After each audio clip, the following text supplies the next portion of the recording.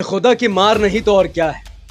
जो अभिषेक ठाकुर पिछले 5 साल से कभी इस्लाम को गाली देता, कभी नबी करीम सल्लल्लाहु अलैहि वसल्लम की शान में गुस्ताखी करता, भारत के 25 करोड़ मुसलमान जिसका कुछ नहीं कर पाए, लेकिन जिस सरकार की वो दलाली करता था उसी सरकार की पुलिस उसे घसीट घसीट कर ले गई।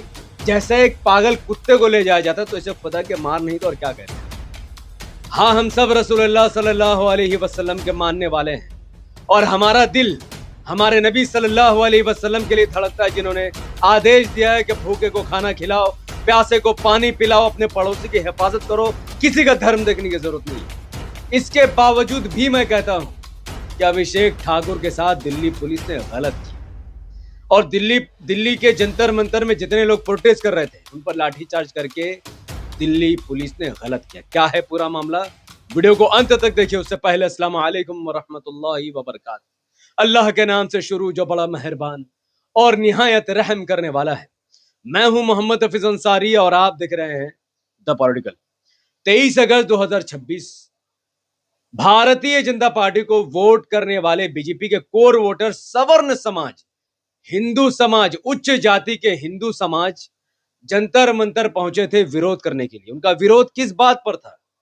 वो चाहते थे यूजीसी कानून को वापस कर दिया जाए, यूनिवर्सिटी ग्रांट कमीशन, जिसमें यह लिखा है कि अगर कोई लोअर कास्ट का हिंदू अपर कास्ट के हिंदू पर यह इल्जाम लगा दे कि उसने जातिगत गाली दी है या भेदभाव किया है, तो उच्च जाति के हिंदू पर कार्रवाई होगी और उसे स्कूल या फिर यूनिवर्सिटी से बाहर निकाल दिया जाएगा और उस पर लीगल एक्शन लिया जाएगा। इस कानून के खिलाफ उच्च जाति के हिंदू भड़क गए और वो सड़कों पर उतरे, जंतर मंतर पहुंचे और साथ ही उन्होंने कहा कि रिजर्वेशन को भी खत्म किया जाए, उसको भी एक क्रीमी लेयर डाल दिया जाए, उसको भी कम से कम एक संशोधन किया जाए कि भाई जिसको रिजर्वेशन मिल गया उसको दोबारा नहीं मिलना चाहिए। अब इसके रिगार्डिंग एक पूरे सवर्ण समाज की फौज जंतर मंतर पहुंची और उसमें एक सबसे बड़ा जो चेहरा था जो सोशल मीडिया में चमकता रहता है, अभिषेक ठाकुर। अभिषेक ठाकुर के साथ अमित शाह जी की पुलिस ने ऐसी बर्बरता की है, मुझे लगता है कि अब तक आज तक प्रोटेस्ट में आपने ऐसा खींचातानी किसी के साथ नहीं देखी होगी। क्या क्या मतलब इस लेवल का किसी के साथ ऐसा होता है? उसे उठा रहे हो, खींच रहे हो, टान रहे हो, गाड़ी में भर रहे हो, क्या है ये सब? देखिए, प्रोटेस्ट करना भारत में हर नागरिक का अधिकार है, चाहे मुसलमान सीएए के खिलाफ प्रोटेस्ट करे या सवर्ण समाज यूजीसी या फिर आरक्षण के खिलाफ प्रोटेस्ट करे। आरक्षण हटना चाहिए, नहीं हटना चाहिए अलग मुद्दा है, लेकिन प्रोटेस्ट करने का राइट छीन लेना ये संविधान पर हमला करता है। भारत के करोड़ों मुसलमान ये सोच सकते हैं, करोड़ों हिंदू दलित ये सोच सकते हैं कि नहीं सही हुआ है, लेकिन मैं मोहम्मद हफीज अंसारी भारतीय मुसलमान होने के नाते कहता हूं कि जंतर मंतर में इस तरीके से लाठी चार्ज करना और फिर उनको घसीट घसीट कर वहां से निकाल देना, इस तरीके से ब्रूटल अटैक करना, यह संवैधानिक जस्टिफिकेशन नहीं हो सकता है। आप रिजर्वेशन को गाली दो, रिजर्वेशन को हटाने की बात मत करो, जो भी बोलना है बोलो, लेकिन अगर एक समाज रिजर्वेशन को हटाने को लेकर अगर प्रोटेस्ट करना चाहता है तो यह उसका भी संवैधानिक अधिकार है। मैं भी मानता हूं कि रिजर्वेशन अच्छी चीज है, लेकिन अगर कोई इसका विरोध करे तो आप उसको मार नहीं सकते। उच्च जाति के हिंदू का भी उतना ही अधिकार है जितना लोअर कास्ट हिंदू का है। अगर यह कह देना कि उच्च जाति का हर हिंदू खराब होता है तो यह बेहद ही गलत बात है। मुसलमान समाज में भी अच्छे बुरे लोग हैं, दलित समाज में भी अच्छे बुरे लोग हैं, उच्च जाति में भी ऐसे लोग हैं जो जात पात पर विश्वास नहीं करते और ऐसे लोग भी हैं जो जाति प्रथा को अपने धर्म का हिस्सा मानते हैं। तो जो जात पात पर विश्वास नहीं करते वो तो ठीक है, लेकिन जो ये मानते हैं कि नहीं जाति व्यवस्था सही है, तो आप उनकी आइडियोलॉजी उनसे कैसे छीन सकते हैं? आरएसएस ये मानता है कि आरक्षण नहीं होना चाहिए, पर भारतीय जनता पार्टी की सरकार कभी भी आरक्षण को हटाने के लिए तैयार नहीं है। आप अगर मेरी बातों में यकीन ना हो तो राजनाथ सिंह जी का वीडियो देखिए। किसी माई के लाल ने दूध नहीं पिया है कि आरक्षण को समाप्त कर दे। आरक्षण के बारे में मैं कहना चाहता हूं, गुमराह कर रहे हैं हमारे ये विरोधी। मेरे बहनों भाइयों, मैं कहकर जा रहा हूं, किसी माई के लाल ने दूध नहीं पिया है कि आरक्षण को समाप्त कर दे। आरक्षण किसी भी सूरत में समाप्त नहीं होने पाए। जैसा कि आपने देखा, भारतीय जनता पार्टी की सरकार रिजर्वेशन हटाने के मूड में नहीं है। अब मैं आपको अमित शाह का बयान सुनाता हूं। भारतीय जनता पार्टी कभी रिजर्वेशन को हटाने वाली नहीं है। तो जाहिर है रिजर्वेशन तो हटने वाला नहीं। इसलिए नहीं हटेगा क्योंकि भारतीय जनता पार्टी को दलित समाज बड़ी संख्या में वोट करता है, लेकिन सवर्ण समाज भी बड़ी संख्या में बीजेपी को वोट करता है। तो बीजेपी कुछ हिसाब से यहां पर फंसी हुई है। ये वो निवाला है आरक्षण जो बीजेपी को उगलने में भी नहीं बन रहा और निगलने में भी नहीं बन रहा। अब इस मामले में समझने वाली बात यह है कि अगर उच्च जाति का कोई हिंदू ये कहता है कि मुझे लोअर कास्ट यानी नीचे जाति के हिंदू के साथ नहीं रहना, तो भाई ये उसका राइट है, आप उसका राइट नहीं छीन सकते। क्या जबरदस्ती आप कहोगे कि जो हिंदू को, उच्च जाति का हिंदू जो गरीब हिंदू को नहीं पसंद कर रहा, तो आप जबरदस्ती कहोगे कि उससे गला मिलो, उसके हाथ का खाना खाओ, उसके हाथ का पानी पियो? ये कैसे हो सकता है? हर किसी का अपना धार्मिक आजादी है। जितना मुसलमानों की धार्मिक आजादी इस देश में है, उतना ही धार्मिक आजादी उच्च जाति हिंदू का भी है। भाई वो नहीं चाहते अगर किसी के हाथ से पानी पीना, तो आप फोर्सफुली नहीं पिला सकते। अगर वो नहीं चाहते किसी नीचे जाति के हिंदू के हाथ से खाना खाना, आप नहीं खिला सकते। तो आप क्यों फोर्स कर सकते उनके ऊपर? तो भाई उनका प्रोटेस्ट करना सही है, लेकिन आरक्षण हटाना गलत है। तो ये अपने अंदर मैच्योरिटी पैदा कीजिए, क्योंकि सरकार के किसी कानून के खिलाफ प्रोटेस्ट करना देश के खिलाफ प्रोटेस्ट करना नहीं होता है। और मैं मुसलमानों को चेतावनी देता हूं कि ऐसे प्रोटेस्ट से दूर रहना है। हमें हक इंसाफ की बात करनी है। भले से अभिषेक ठाकुर जैसे लोग और सवर्ण समाज, खासकर जो मुसलमानों से नफरत करते हैं, ज्यादातर लोगों में हमने देखा कि वो मुसलमानों से नफरत करते हैं, लेकिन इस मुसीबत की घड़ी में मैं मुसलमान होने के नाते सवर्ण समाज के साथ खड़ा हूं कि उनका प्रोटेस्ट करने के अधिकार को खत्म नहीं करना चाहिए।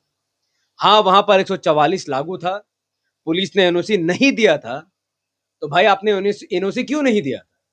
अगर कॉकरोच जनता पार्टी का प्रोटेस्ट वहां पर हो सकता है, तो फिर सवर्ण समाज का प्रोटेस्ट वहां पर क्यों नहीं हो सकता है? ठाकुर समाज का प्रोटेस्ट क्यों नहीं हो सकता है? ब्राह्मण समाज का प्रोटेस्ट क्यों नहीं हो सकता है? तो एनओसी आप क्यों नहीं देंगे? ये अपने आप में काफी आपत्तिजनक बात है। तो क्या सरकार ये नहीं चाहती है कि सवर्ण समाज का प्रोटेस्ट बड़े लेवल पर पहुंचे और उसका नुकसान यूपी में भारतीय जनता पार्टी को और फिर 2029 के इलेक्शन पर हो? तो हर चीज चुनाव से जोड़कर देखना अच्छी बात नहीं है। तो इसके रिगार्डिंग उनको अपर कास्ट के जो लोग हैं, जो अपर कास्ट के हिंदू हैं हमारे भाई, उनसे बैठकर बात कीजिए और बीच का रास्ता निकालिए। उनको क्या चाहिए, क्या उनकी डिमांड, उनको सुनिए और मिलकर मशवरा कीजिए। इस्लाम में कहा जाता है मशवरा में खैर है। आप उनसे कुछ बात सुनिए, अपनी कुछ बात रखिए, बीच से कोई ना कोई रास्ता निकल जाएगा। ऐसे तो वो प्रोटेस्ट करते रहेंगे, आप उन पर लट बजाते रहोगे और भारत का मुसलमान इस तरीके से चुपचाप देखकर मजा लेगा, ये होने वाला नहीं है। मैं फिर कहता हूँ, अभिषेक ठाकुर भले से ही रसूलुल्लाह सल्लल्लाहु अलैहि वसल्लम को कई बार उसने उल्टी सीधी बातें कही हैं, लेकिन जब गुस्ताख रसूल के साथ भी अगर गलत होगा, तो हक और इंसाफ का तकाजा यह है कि उसका साथ दिया जाए। हाँ, अभिषेक ठाकुर को सजा मिलनी चाहिए कोर्ट से। उसने रसूलुल्लाह सल्लल्लाहु अलैहि वसल्लम की इसलिए गुस्ताखी की ताकि हिंदू मुस्लिम की लड़ाई हो, हिंदू मुस्लिम का दंगा हो। तो उसको सजा कौन देगा? कोर्ट देगा। कोर्ट डिसाइड करेगा कि हाँ, ये देशद्रोही है, ये देश में मार काट करना चाहता है, दंगा कराना चाहता है, चाइना और पाकिस्तान का फायदा पहुंचाना चाहता है। ऐसे अभिषेक ठाकुर को फांसी की सजा होनी चाहिए। लेकिन धरना करने की वजह से इस तरीके से घसीट कर ले जाना, ये बिल्कुल भी अच्छी बात नहीं है। कुछ लोग और भी पहुंचे थे जो महाराणा प्रताप जय के नारे लगा रहे थे और ये भी कह रहे थे कि जय भवानी। फिर जैसे ही उन्होंने पुलिस को देखा, तुरंत भाग गए। तो अगर तुम्हारे अंदर गूदा नहीं है, तो फिर क्यों महाराणा प्रताप का तुम नाम खराब कर रहे हो भाई? क्यों तुम जय भवानी नारे को खराब कर रहे हो? तुम बुजदिल हो। तुम अगर ये 4-5 लोगों को बोल रहे हो जो पुलिस देकर भाग गए, तो तुम नारा क्यों लगा रहे थे?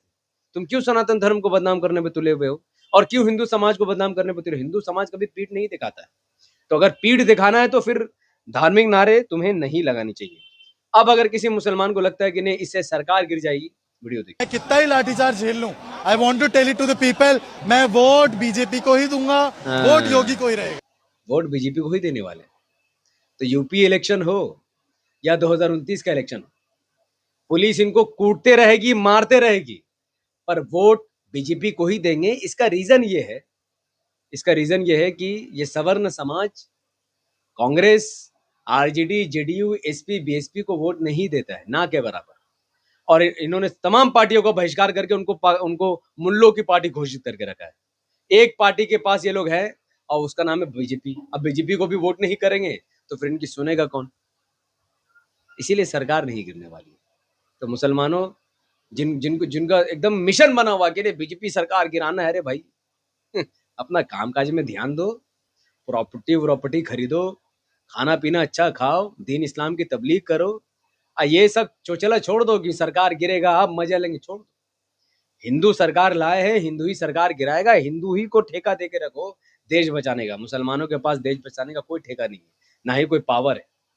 तो इसीलिए हक इंसाफ की बात करो। उम्मीद है इस वीडियो से आपने कुछ ना कुछ सीखा होगा, और आने वाले वक्त में बहुत बड़े संख्या पर लोग जंतर पंतर पहुंचने वाले हैं, और ये आंदोलन बहुत उग्र होने की संभावना है। तो मुसलमान जंतर मंतर से दूर रहे और ऐसे तमाम आंदोलन से दूर रहे जहां पर हड़ताल या फिर संघर्ष जैसी सिचुएशन आती है। इस वीडियो को इतना शेयर कीजिए ताकि भारत के हर हिंदू और मुसलमानों तक ये वीडियो पहुंचे और उनको पता चले कि भारत का मुसलमान हक और इंसाफ की बात करता है, और वो हक और इंसाफ के साथ खड़ा है। वो ना समाज देखता है, ना धर्म देखता है, बल्कि जिनके साथ अन्याय होता है वो उनके साथ खड़ा हो जाता है। तो जंतर मंतर में अपर कास्ट हिंदू यानी सवर्ण हिंदू ब्राह्मण समाज के साथ अन्याय हुआ है, और मैं मोहम्मद हफीज अंसारी इसकी निंदा करता हूं, और मैं ब्राह्मण समाज के साथ खड़ा रहता हूं। हाँ, मैं आरक्षण के भी साथ हूं, लेकिन इसके खिलाफ विरोध करना या फिर धरना देना ये उनका अपना आजादी था, जिसको दिल्ली पुलिस ने छीन लिया। हमारे YouTube चैनल पर नए थे तो सब्सक्राइब करके बेल आइकन को हिट कीजिए।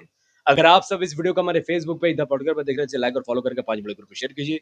मुझे अपनी दुआ में रखें। बहुत बहुत शुक्रिया। अस्सलाम वालेकुम व रहमतुल्लाहि व बरकातहू। जय हिंद।